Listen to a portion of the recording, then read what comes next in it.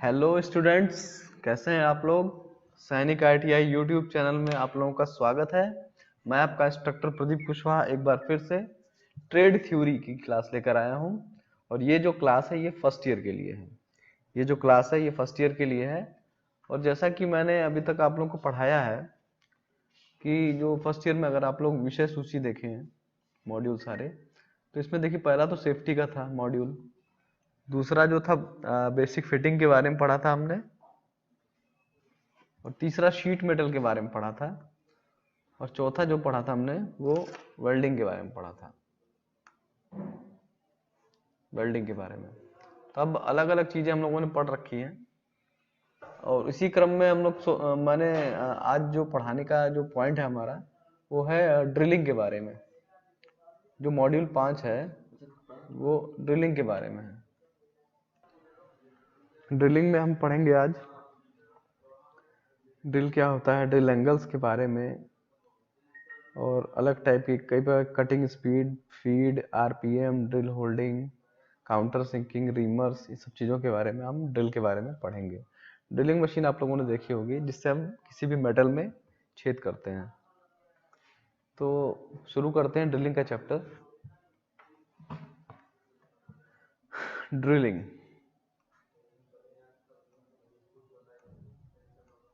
इसका default colour मैं red दे देता हूँ।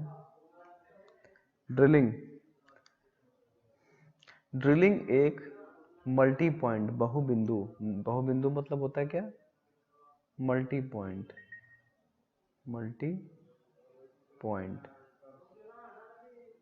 इसको थोड़ा पतला करते हैं, मल्टी पॉइंट बोलते हैं इसे। और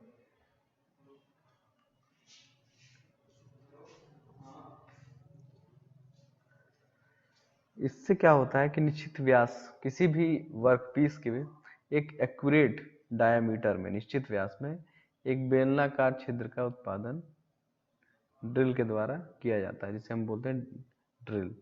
यह किसी भी आगे के ऑपरेशन के लिए आंतरिक रूप से किया गया पहला ऑपरेशन है। ड्रिल का फ्लूटेड हिस्सा या बॉडी हाई कार्बन स्टील या हाई स्पीड स्टील से बना होता है। अभ्यास के प्रकार, उनके विशिष्ट उपयोग। अब जैसे कि अब आपको बता दें, जो भी मटेरियल काटना होता है, मान लीजिए कोई मटेरियल है, ये हो गया माइल्ड स्टील MS। तो जो भी इससे हार्ड मटेरियल होगा, वो जो आपका ड्रिल होगा वो उसी मटेरियल से बना होता है, क्योंकि हार्ड मटेरियल ही सॉफ्ट मटेरियल को काट सकता है। तो ऊपर से जो ड्रिल आएगा वो किस मटेरियल का होगा, वो हाई कार्बन स्टील का होगा। अगर आपका कोई मटेरियल इससे भी हार्ड है तो वो हाई स्पीड स्टील का होगा, उसको बोलेंगे high speed steel, HSS। High carbon steel HCS। याद रखिएगा, ये अक्सर किताबों में HSS लिखा होता है। अगर HSS लिखा है तो इसका मतलब यही है, high speed steel. High speed steel से क्या तात्पर्य है, मतलब ऐसी जगह पर काम करना है जहां पर स्पीड का काम हो। तो स्पीड कहाँ है, अगर तेज सर्कुलर मोशन में गति हो रही है तो वहाँ स्पीड का काम हो रहा है। तो ऐसी जगहों पर क्या होता है, हाई स्पीड स्टील का उपयोग किया जाता है। अब थोड़ा ड्रिल के बारे में देख लेते हैं, ड्रिल होता क्या है।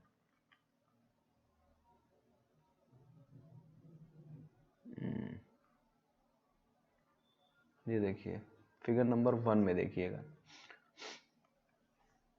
इसको बोलते हैं फ्लैट ड्रिल। इसको क्या बोलते हैं, फ्लैट ड्रिल। ड्रिल का सबसे पहला रूप फ्लैट ड्रिल था, जो उत्पादन के लिए सस्ती होने के साथ साथ संचालित करना आसान था। चिप हटाने की प्रक्रिया खराब है, इसलिए इसका संचालन बहुत कम होता है। जैसे जो देखिए फ्लैट ड्रिल क्या होता है, यहाँ पे देखिए एज बना हुआ है कोना, ये इसकी बॉडी है, ये पूरी यहाँ से लेके यहाँ तक जो बनी हुई है। उसके बाद ये जो एंगल होता है जहाँ पे कटिंग होती है, इसको बोलते हैं पॉइंट एंगल। इसको क्या बोलते हैं, पॉइंट एंगल। इसको क्या बोलते हैं, चीजल एज, जिससे कटता है। और कटिंग क्लियरेंस, क्लियरेंस देने के लिए कहाँ से चिप्स निकलेगा उसके लिए। और इसको बोलते हैं रेक एंगल।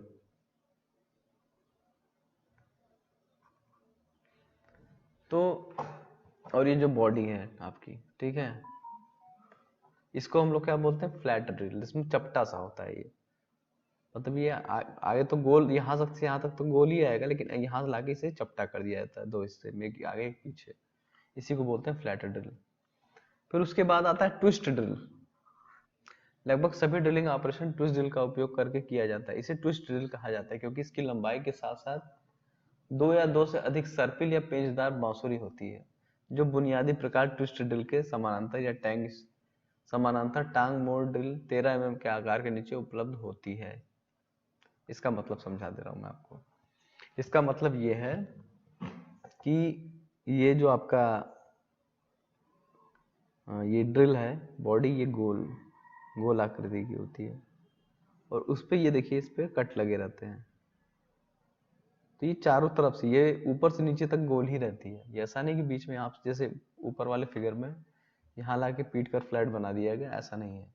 इसमें क्या है, ये ऊपर से नीचे तक गोल होती है और उसके चारों तरफ एज कटे रहते हैं। तो देखिए इसमें, देखिए दोनों के बारे में लिखा हुआ है। एक तो इसको क्या बोलते हैं, इस बॉडी को, दोनों को देखिए, इसको बोलते हैं शैंक। ये ऊपर लगाने के लिए होता है, चक में फंसाने के लिए ये हिस्सा। इसको बोलते हैं टेपर वाला हिस्सा, इसे बोलते हैं पैरेलल हिस्सा। ये डिजाइन के अकॉर्डिंग होता है। इसी को बोलते हैं फ्लूट, जो ये कटिंग कटी होती है इसको बोलते हैं फ्लूट। रिड्यूसिंग डायामीटर, यहाँ पे डायमीटर नीचे होता है। एक ऊपर का हिस्सा ये एज होता है, नीचे का हिस्सा जिसमें रिड्यूस, जिसमें चिप्स फ्लो होता है।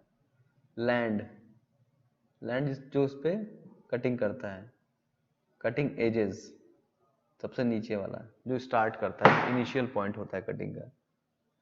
और ये जो होते हैं ना आपके लैंड्स, ये क्या करते हैं, साइड्स को उसको रब करते हैं, किसी भी होल को। ये देखिए, कुछ टॉप व्यू देखेंगे तो कुछ ऐसा दिखेगा। टॉप व्यू से देखेंगे यहाँ से ऐसे, तो ये कुछ ऐसा दिखेगा। दो एज दिखेंगे, एक इधर से एक इधर से, ऐसा और ऐसा।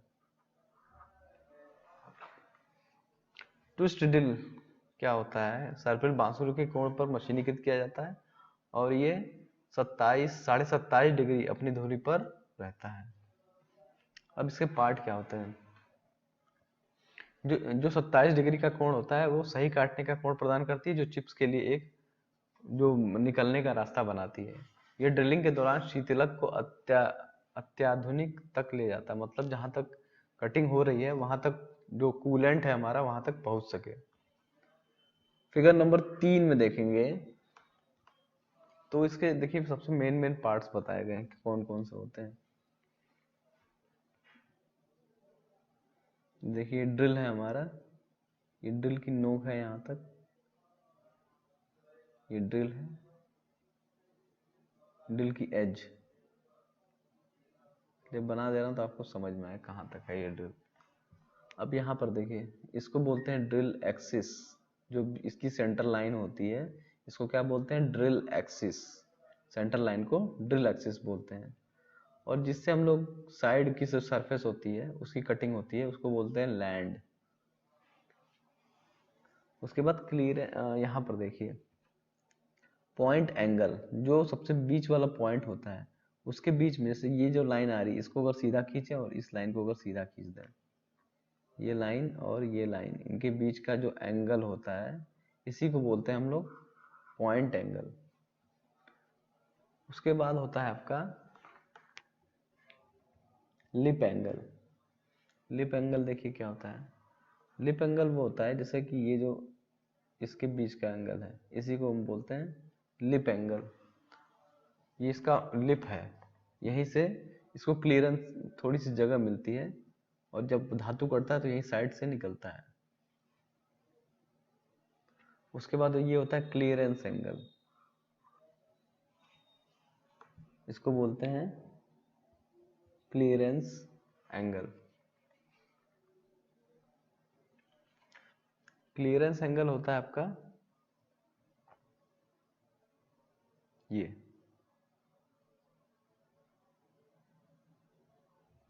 एज और सरफेस को बीच में बचाने के लिए जो बीच का एंगल दिया जाता है उसी को बोलते हैं हम लोग क्लियरेंस एंगल।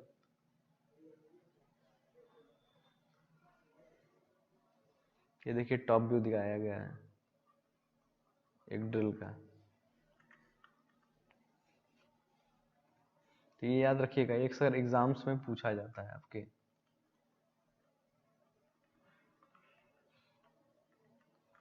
ये एग्जाम में अक्सर आपके पूछा जाता है। इस वीडियो के माध्यम से आप लोगों को ड्रिलिंग की एक बेसिक जानकारी हो पाएगी, ड्रिल होता क्या है और उसके पार्ट्स के नेम क्या क्या होते हैं। तो शुरू करते हैं। In a drilling machine. जैसा कि आप लोग Drilling इस फिगर is a में machine देखिए, operation यहाँ पर ड्रिलिंग ऑपरेशन हो रहा है एक मेटल के अंदर सर्कुलर मोशन में। वर्क पीस में कैसे होल किए जाते हैं, ये सारे ड्रिलिंग के अलग अलग टाइप के ड्रिल बिट्स हैं जो मेटल में कटिंग करते हैं। पार्ट्स ऑफ ड्रिल बिट पढ़ते हैं हम। इसमें शैंक होता है, बॉडी होता है, पॉइंट होता है। जैसे जो ऊपरी हिस्सा होता है उसे बोलते हैं शैंक, और यहाँ से लेके यहाँ तक का हिस्सा जो होता है उसे बोलते हैं बॉडी, और जो आखिरी हिस्सा जिसे हम कटिंग करते हैं उसे हम बोलते हैं पॉइंट। जो लास्ट आखिरी हिस्सा होता है। जैसा कि देखिए अलग अलग टाइप के ड्रिल बिट्स हैं इसमें। मशीन में कैसे ये चक, इसको बोलते हैं चक, चक के अंदर ड्रिल को फंसाया जाता है। ये देखिए ये मशीन है, मशीन के अंदर चक को फंसा दिया गया है। इसमें बॉडी में देखिए कौन कौन से पार्ट होते हैं, जो इसका बॉडी होता है यहाँ से यहाँ तक।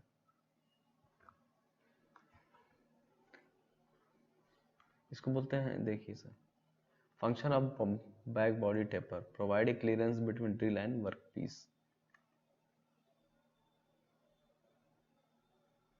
फ्लूट, ये देखिए जब ड्रिल ऐसे घूमता है, किसी छेद के अंदर का सीन है, किसी अब होल के अंदर चला गया है, तो फ्लूट कैसे काम करता है। इस हेलिक्स, इसको बोलते हैं हेलिक्स एंगल, जिस एंगल पे फ्लूट कटे होते हैं। जो जो सेंटर लाइन गई होती है उसके बीच से जो गया होता है उसको बोलते हैं हेलिक्स एंगल।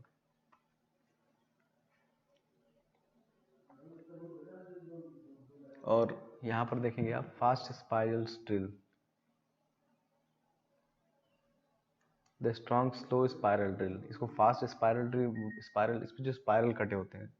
अब देखिए इसको लैंड बोलते हैं, जो ब्लू वाला हिस्सा है उसको लैंड बोलते हैं, इसी को बोलते हैं लैंड। और जो ये बीच वाला हिस्सा है उसको बोलते हैं फ्लूट, जो अंदर वाला हिस्सा है।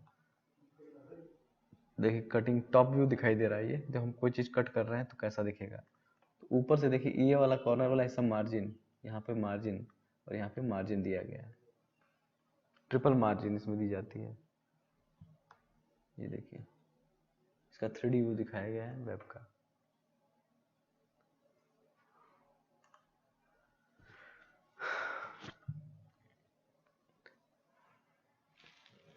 अलग अलग टाइप के drills, constant increase, parallel web.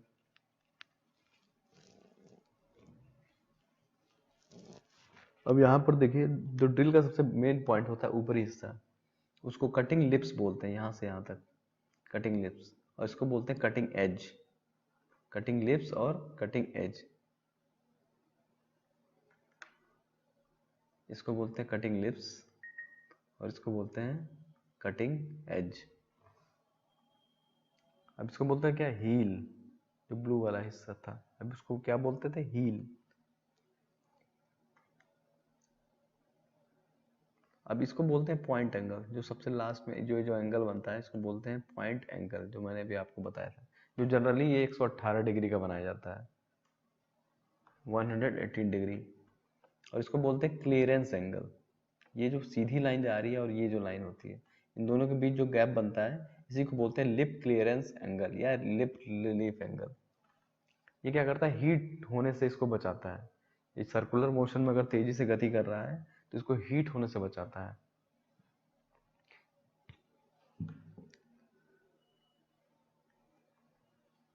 और अगर ये लिप क्लियरेंस एंगल नहीं होगा, जब आप कोई भी पार्ट पे ड्रिल कर रहे हैं तो ड्रिल करते समय आपको बहुत ज़्यादा प्रेशर लगाना पड़ेगा।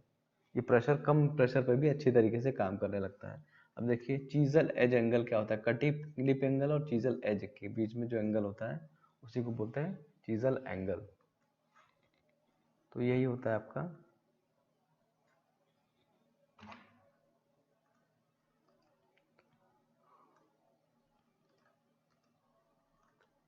तो यहाँ पर हमने चीजल के एंगल्स के बारे में पढ़ा है, जो लिप क्लियरेंस एंगल, वीडियो इसलिए दिखाया जाता है ताकि वो काम कैसे करता है वो आप लोग समझ सकें। तो आप समझ गए होंगे कि लिप, ये होता है पॉइंट एंगल, ये होता है लिप क्लियरेंस एंगल, और ये लिप एंगल। इसके बाद डीप होल ड्रिल, गहरी होल में कटाई करने के लिए जिस ड्रिल का प्रयोग किया जाता है उन्हें हम बोलते हैं deep hole drill. Deep hole drill एक प्रकार का ड्रिल जिसे हम डी बिट के रूप में जाना जाता है। इसको हम क्या बोलते हैं? D bit. इसको डी बिट के रूप में भी जाना जाता है। इसका अगर क्रॉस सेक्शन देखेंगे तो कुछ ऐसा बनेगा क्रॉस सेक्शन।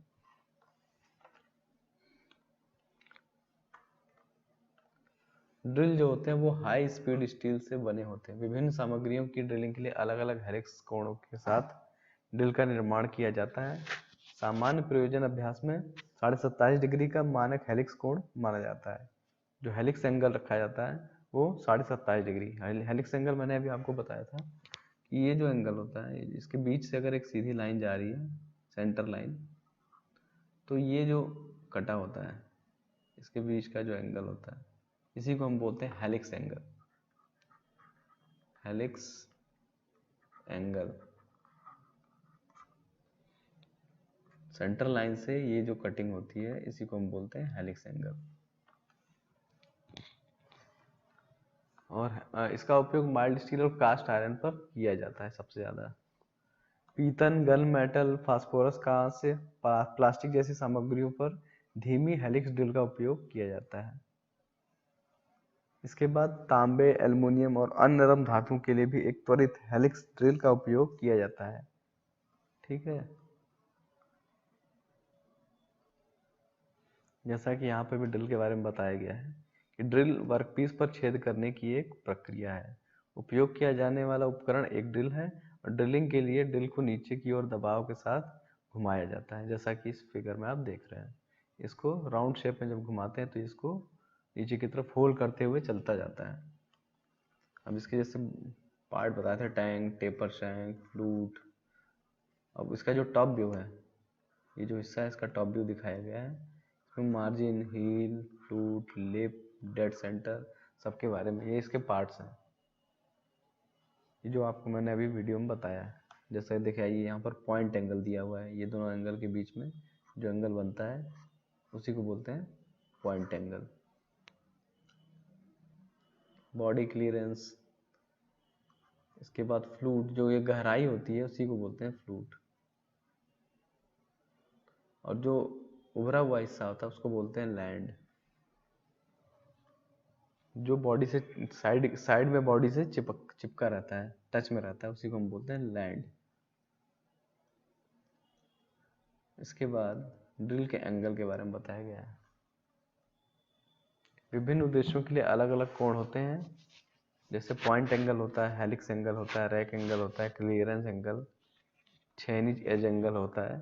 तो जैसे पहला देखिए आप यहाँ पे पॉइंट एंगल, जो मैंने अभी आपको बताया, दो पॉइंट जहाँ मिलते हैं उसके बीच का जो एंगल होता है उसी को बोलते हैं हम लोग पॉइंट एंगल।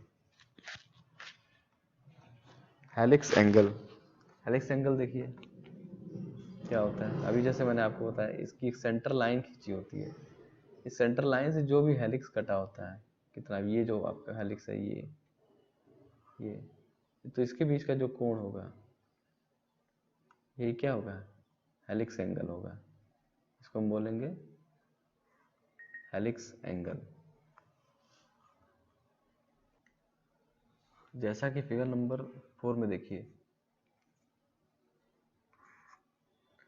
जो एग्जिट एंगल है, निकासी कोण है, वो कितना होता है? लिप क्लियरेंस एंगल जिसको बोलते हैं, लिप क्लियरेंस एंगल, ये 8 से 12 डिग्री होता है। ये कितना होता है? 8 से 12 डिग्री।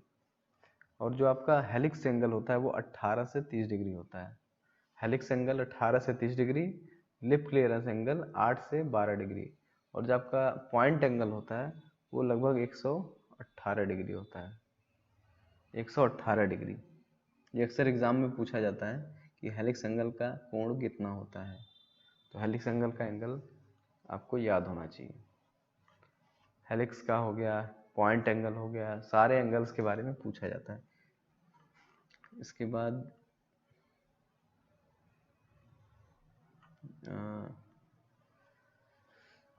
ये जो छेनी का टॉप व्यू दिखाया गया है, जिस पॉइंट से कटिंग होती है, जिस पॉइंट से कटिंग होती, तो जो चीजल एज होता है, चीजल एज से जो ये कटिंग एंगल होता है वो होता है 55 डिग्री का।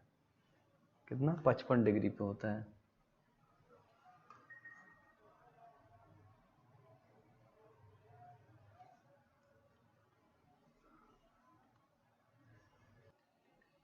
अब किसी ड्रिल का यहाँ पर देखिए उदाहरण पे कि 9.5 mm व्यास की एक ट्विस्ट ड्रिल दाहिने हाथ काटने, जो जिसको हम लोग राइट हैंड साइड से काटेंगे, HSS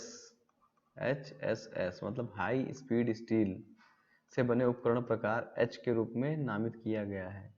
ट्विस्ट ड्रिल 9.5 HS। अब इसका फुल फॉर्म क्या होगा? जहाँ पर H का मतलब क्या है? H का मतलब है उपकरण का प्रकार।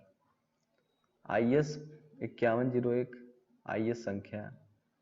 HS सामग्री उपकरण, मतलब किस सामग्री का बना है? High speed steel, high speed steel, high speed steel. और 9.5 क्या है? ये ड्रिल का व्यास है। यदि उपकरण का प्रकार पदनाम में इंगित नहीं किया गया है तो इसे एन उपकरण के रूप में लिया जाएगा। जैसे अगर एच नहीं दिया है, इसको एन के रूप में इंगित किया जाएगा। तो कोई भी ड्रिल जो होती है उसको इसी तरीके से, उसका जो नाम जो होता है उसको इसी तरीके से निरूपित किया जाता है।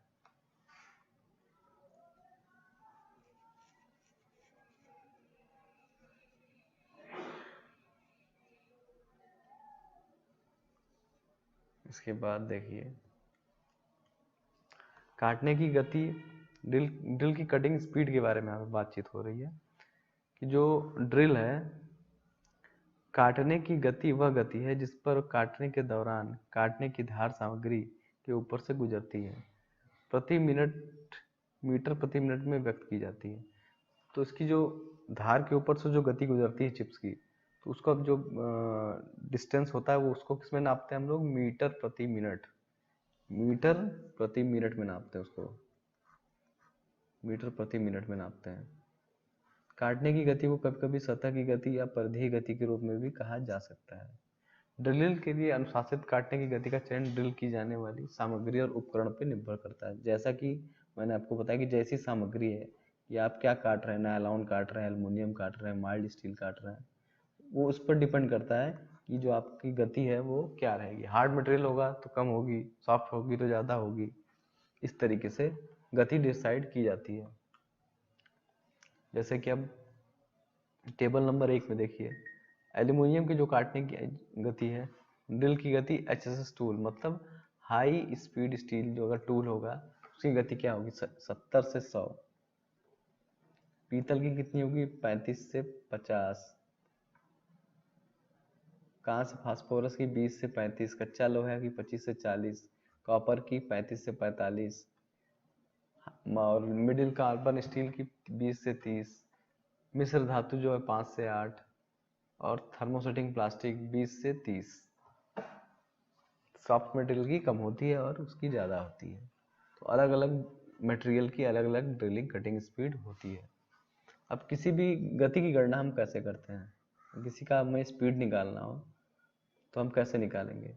तो गति की गणना जो होती है वो होती है पाई डी टी। पाई का मान आपको पता है, पाई का मान होता है 3.14। D diameter, H height. तो अब यहाँ पर देखिए जो आरपीएम बराबर क्या होता है? आरपीएम बराबर होता है v into 1000 upon D into pi. अब यहाँ पर देखिए n क्या है? n को आरपीएम से व्यक्त करते हैं। v क्या है? मीटर प्रति मिनट में काटने की गति, जो गति है उसको v से प्रदर्शित किया गया है। और d क्या है? वो ड्रिल का डायामीटर है। d क्या है? ड्रिल का डायामीटर। पाई का मान 3.14। अब यहाँ पर देखिए हल्की स्टील को काटने के लिए उच्च गति वाली स्टील ड्रिल AE24 के लिए आरपीएम की गणना करें। माइल्ड स्टील के लिए काटने की गति टेबल की गति से 30 मीटर प्रति मिनट के रूप में ली जाती है। जैसे अब n का मान यहाँ पर कितना रखेंगे, 1000 इंटू कितना मान रखना है हमें, 30 का मान यहाँ रख देंगे। उसके बाद पाई इंटू डी, पाई डी का मान रख देंगे, तो यहाँ पर 398 आरपीएम आ जाएगा। तो कोई भी चीज का वेग अगर हमें पता है तो उसकी गति को हम लोग निकाल सकते हैं। वेग पता हो, पाई का मान पता हो और डायमीटर पता हो तो गति हम निकाल सकते हैं।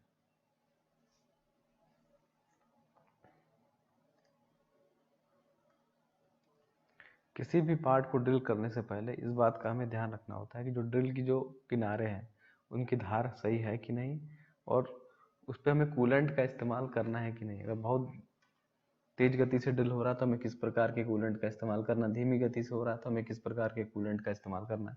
कूलेंट का इस्तेमाल मटेरियल और स्पीड के अकॉर्डिंग हम करते हैं। अब यहाँ पर दिया हुआ है हाई स्पीड स्टील,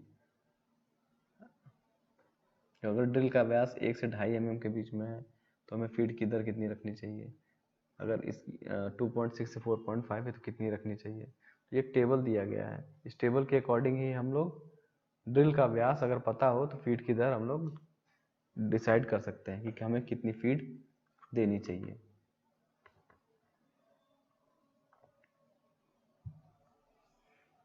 इसके बाद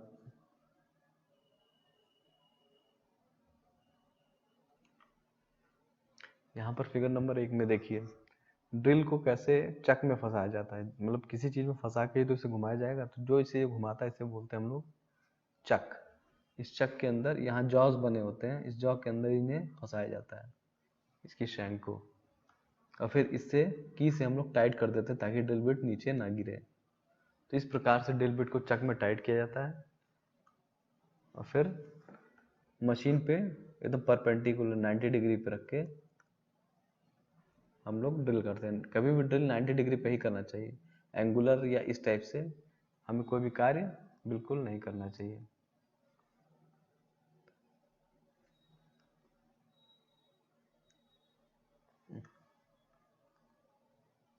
मिटा देता हूँ। Soft faced hammer light blow fixing drill on spindle. Spindle को ड्रिल पे फिक्स करते समय हमें किस तरीके से यूज करना चाहिए। किसी भी कोई भी हार्ड मेटल जो अगर है, कोई हार्ड मेटल है तो उसका उपयोग नहीं करना चाहिए एज का। इससे क्या होगा, ड्रिल की जो बिट है उसका जो अगला सिरा, नुकीला सिरा, वो डैमेज हो जाएगा। कोई लकड़ी का अगर मैलेट है तो उसका यूज करके हम लोग, या सॉफ्ट मटेरियल, उसका उपयोग करके इस ड्रिल बिट को इसके अंदर सेट कर सकते हैं। ड्रिल का जो चक होता है वो विशेष मिश्र धातु इस्पात से बने होते हैं। ड्रिल स्लीव्स केन हार्डन स्टील से बने होते हैं।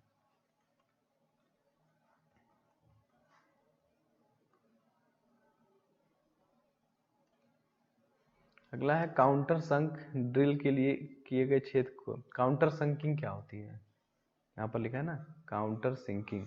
काउंटर सिंकिंग क्या है कि काउंटर सिंकिंग एक ड्रिल किए गए छेद के अंत को बेवल करने की एक ऑपरेशन है। उपयोग किए गए उपकरण को काउंटर सिंकिंग कहा जाता है। जैसे यहाँ पर देखिए आप, दिए गए एक ड्रिल का जो छेद होता है उसके अंत को बेवल करने का एक ऑपरेशन होता है। जैसे यहाँ पर आप देखिए, ऐसे ही अगर ये नट है, इसके हेड को आप चाहते हैं कि ये भी सरफेस के नीचे दबा रहा है, तो ड्रिल करके जितना हिस्सा नट की मोटाई है उतनी ही मोटाई के अंदर ड्रिल करके इसको काट दिया जाता है। जो नट है ये पूरी तरीके से इसमें बैठ जाता है और जो सरफेस होती है वो फ्लैट रहती है। तो फ्लैट सरफेस प्राप्त करने के लिए, और जो हेड होता है नट का, बोल्ट का, उसको ड्रिल के अंदर डालने के लिए हम लोग काउंटर सिंकिंग प्रोसेस करते हैं।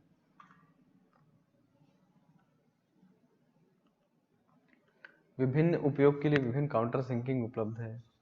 जैसे रिवेटिंग के लिए काउंटर सिंकिंग 75 डिग्री पे होती है। काउंटर सिंकिंग टैपिंग स्क्रू के लिए 80 डिग्री पे होती है। हेड स्क्रू के लिए 90 डिग्री होती है। और चैम्फर, जो चैम्फर होता है, चैम्फर क्या होता है, मान लीजिए कोना है, इसको अगर आपको बीच से ऐसे काट देंगे तो ये कैसा हो जाएगा, ऐसा ऐसा और ऐसा।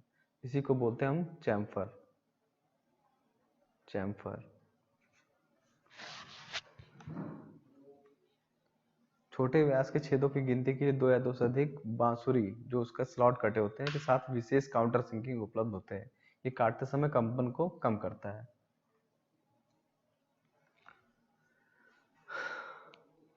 Figure number 2,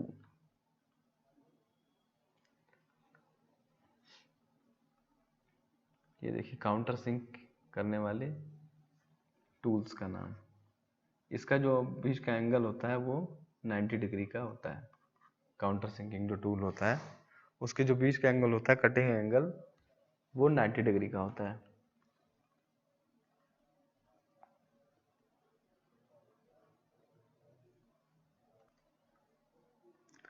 counter boring. Counter boring क्या होती है? दिए गए काउंटर बोरिंग एक दी गई गहराई तक एक छेद को बड़ा करने का एक ऑपरेशन है। मान लीजिए ये जो हेड है, इसकी जो डायमीटर है इसको हम लोग को और चौड़ा करना है, इसकी चौड़ाई को, इसका डायमीटर को और बढ़ाना है, तो हम लोग क्या बोलेंगे, करेंगे काउंटर बोरिंग। तो काउंटर बोरिंग टूल क्या करता है, साइड से सरफेस को काट काट के और उसके डायमीटर को चौड़ा कर देता है। ये देखिए जो टूल फिगर नंबर 1 में है ना, इसको काउंटर बोर टूल कहते हैं। Counter boring tool figure number 2। इसमें दो व्यास होते हैं, एक D1 एक D2। जो बाहरी होता है वो D1 होता है, जो आंतरिक होता है उसे हम बोलते हैं D2। D1 और D2 व्यास।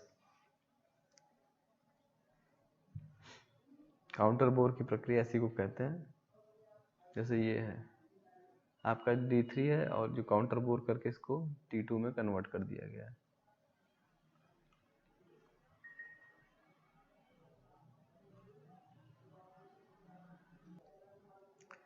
अब उसी क्रम में देखिए रीमर क्या होता है ड्रिलिंग ऑपरेशन में। जब कोई होल हम ड्रिल कर लेते हैं, किसी कोई होल मान लीजिए यहाँ पर दिया हुआ, उसको हमने ड्रिल कर लिया है। अब उसकी जो बाहरी जो आंतरिक सतह है, जो आंतरिक सतह है, उस सतह को सही आकार में लाने के लिए और फिनिश करने के लिए हम लोग क्या करते हैं, रीमर का उपयोग करते हैं। किसका उपयोग? रीमर। रीमर क्या एक मल्टी पॉइंट टूल है। मल्टी पॉइंट मतलब कई पॉइंट इसमें कटिंग एज कई सारे बने हो, उसी को बोलते हैं मल्टी पॉइंट। इसको होल में डालकर घुमाया जाता है। घुमाने से क्या होता है, जो इस पे ये बने हुए हेलिक्स बने हुए हैं, ये हेलिक्स क्या करते हैं, साइड की सरफेसेस को काट काट के एक बराबर एक डायमीटर में लेकर शेप में लेके आते हैं और उसकी सरफेस को फिनिश कर देते हैं। तो यही काम होता है रीमर का। रीमर का असली कार्य जो बाहरी आंतरिक सतह होती है सर्कल की, उसको फिनिश करना होता है। इसके लाभ क्या है? उच्च गुणवत्ता वाली सतह खत्म हो जाती है, सीमा को बंद करने के लिए आयामी सटीकता मिल जाती है। मतलब चारों तरफ से जो डायमीटर है ओवल नहीं होगा, एकदम वो सर्कुलर हो जाएगा। एक ही छोटे छेद जिन्हें अन्य प्रक्रियाओं द्वारा समाप्त नहीं किया जा सकता, उन्हें भी समाप्त किया जा सकता है। और रीमर भी दो तरीके का होता है, एक होता है मशीन रीमर, एक होता है हैंड रीमर। जैसा कि नाम से ही जाहिर है, जो मशीन से चलाते हैं उसे मशीन रीमर, जो हाथ से चलाते हैं घुमाते हैं उसे हम बोलते हैं हैंड रीमर। ये फिगर नंबर 5 पे देखिए, किसी रीमर को अगर बीच से काटा जाए तो उसका जो टॉप अनुप्रस्थ काट है वो कुछ ऐसा दिखेगा। ये देखिए एजेस बनी हुई हैं और यही क्या करती हैं, सर्कुलर मोशन में गति करती हैं। ये ऐसे घूमती रहती हैं। ये जब घूमती हैं तो क्या करती है, अपने इस एजेस से किनारों को काटते काटते जाती हैं। तो जो भी इनके रेंज में आती है कटिंग, जो भी उभरा हुआ मटेरियल होता है वो कट जाता है। तो जो भी डायमीटर हो जाता है वो चारों तरफ से एक समान सर्कुलेट हो जाता है। अब इसके पार्ट्स के भाग दिए हुए हैं, ये देखिए 4 नंबर में। इस हिस्से को क्या बोलते हैं, जो रेडियल होता है उसको बोलते हैं फ्लूट। और यहाँ पर हल्का सा जो टेपर होता है ऊपरी सिरा, यहाँ पर देखिए सभी में ऊपरी सिरा जो है, इसको हम बोलते हैं मार्जिन। और जो थोड़ा टेपर हिस्सा है उसके बाद मार्जिन के बाद वाला हिस्सा, उसको बोलते हैं फ्लैंक। और सबसे नीचे वाला हिस्सा जो यहाँ पे कोना होता है उसको हम बोलते हैं हील। ठीक है, ये सारे पार्ट्स हैं इनके।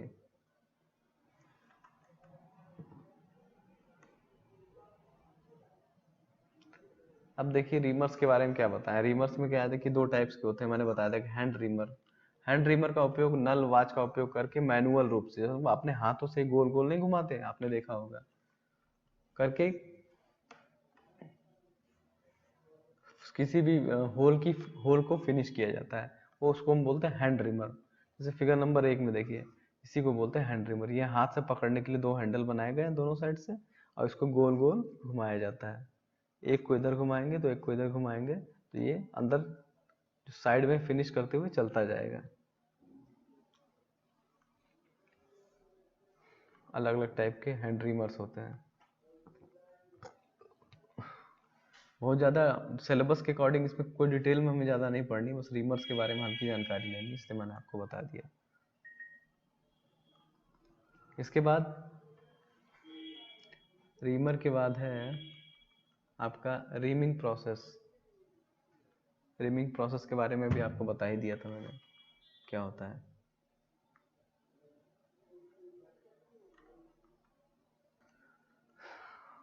अब इसके बाद क्या होता है ड्रिलिंग में। ड्रिलिंग का जो दोष जो होता है, ड्रिलिंग में क्या क्या सामान्य से दोष आते हैं, अगर किसी भी पार्ट में आप ड्रिलिंग का प्रोसेस काम कर रहे हैं, किस किस प्रकार के दोष आ सकते हैं उसके बारे में। सबसे बड़ी पहले तो क्या, बड़े आकार के छेद, जैसे जिस रिक्वायरमेंट की आपको ज़रूरत थी उससे थोड़ा बड़ा हो गया छेद, तो ये एक दोष है। ज़्यादा गर्म अभ्यास, मतलब कि क्या हो गया, ओवर हीटिंग हो गई। जैसे आपने कोई ड्रिल किया, उस पर कूलेंट का इस्तेमाल नहीं किया तो ओवर हीट हो गया, ओवर हीट हो गया। खुरदरे छेद, जो छेद की सरफेस है बहुत ज़्यादा खुरदरी हो गई, जो अंदरूनी सरफेसेस हैं वो क्या बहुत ज़्यादा खुरदरी हो गई हैं, चिकनाहट नहीं है, उसे हम बोलते हैं खुरदरे छेद। चिप्स का असमान और बाधित प्रवाह, जैसे जब आप कोई चीज़ ड्रिल करते हैं तो चिप्स भी उसी हिसाब से ऐसे ऐसे निकलती जाती है, लेकिन अगर चिप्स टूट टूट कर निकले तो उसी को बोलते हैं अबाधित प्रवाह। ऐसा होना नहीं चाहिए, मतलब ड्रिल में कोई समस्या है। विभाजित जाले, मतलब टूटी हुई चिप्स, जो चिप्स हैं उनका टूटना, चिप्स का टूटना, ये नहीं होना चाहिए।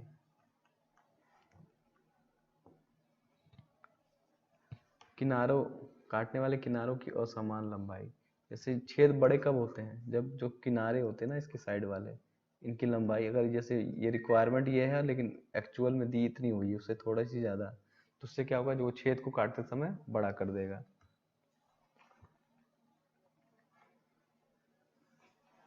काटने की गति बहुत अधिक है, फीड दर बहुत ज़्यादा है, इससे क्या होगा, टूल बहुत तेज़ी से गर्म हो जाता है, और जो हमारा जॉब भी होता है वो भी गर्म हो जाता है, और जो उसका क्लियरेंस एंगल होता है वो भी गलत, कोण गलत हो जाता है, ठंडा करना अप्रभावी हो जाता है, और पॉइंट एंगल भी गलत रहता है। उससे क्या होता है, जॉब या जो पीस होता है वो तेजी से गर्म होने लगता है।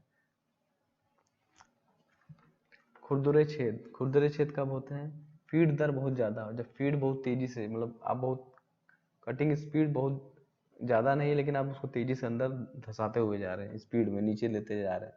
आपको मान लीजिए ये होल काटना है और इसके अंदर काटना है, तो किस गति से उसको नीचे लेते हुए जा रहे हैं, उस गति को ही बोलते हैं फीड। आपकी फीड कितनी है।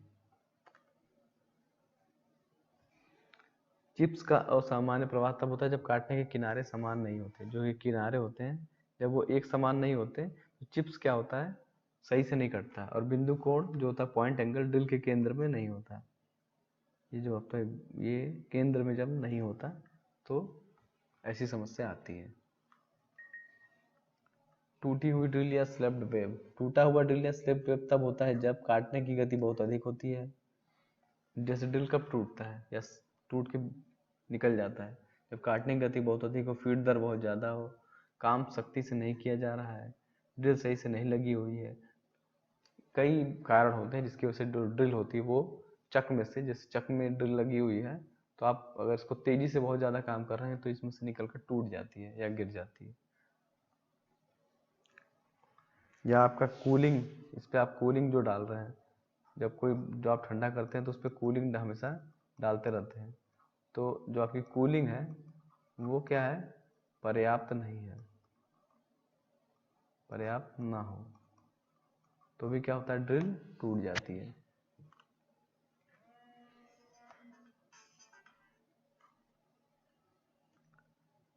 तो फ्रेंड्स, आपके सिलेबस के अकॉर्डिंग ड्रिल में जो जो पार्ट्स थे मैंने आपको बता दिए, एक बेसिक जानकारी जो आपके एग्जाम में पूछी जाएगी।